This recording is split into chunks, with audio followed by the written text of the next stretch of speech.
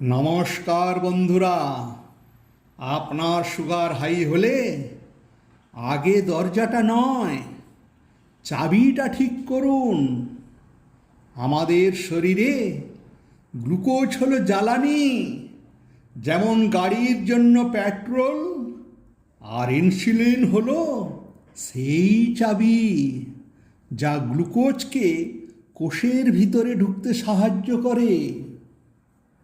কিন্তু যখন খাবারে বেশি চিনি, কম হাঁটা আর বেশি টেনশন থাকে, তখন শরীরের কোষ সেই ইনসুলিনকে চিনতে পারে না। এই অবস্থাকেই বলে ইনসুলিন রেজিস্ট্যান্স। ফলাফল, চাবি আছে কিন্তু দরজা খোলে না। গ্লুকোজ রক্তে থেকে যায়, আর আমরা বলি আমার সুগার বেড়েছে। কিন্তু সুখবর আছে, মাত্র 4টি অভ্যাস বদলালেই এই অবস্থা ঘুরে যেতে পারে। নাম্বার 1, প্রতিদিন হাসুন এবং ব্রিদিং এক্সারসাইজ করুন। আপনার শান্তি আপনার হাতে।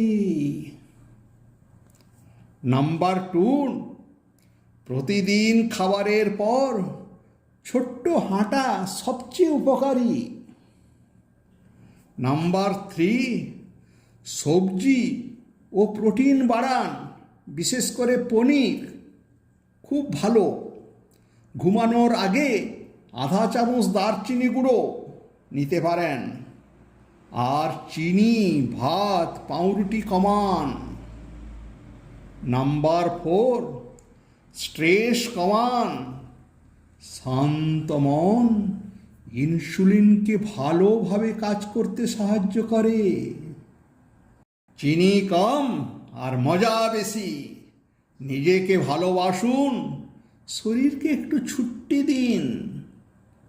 আর সুগারকে বলুন, আমাদের সম্পর্ক শেষ, বিদায়। Love you all, stay happy and stay healthy.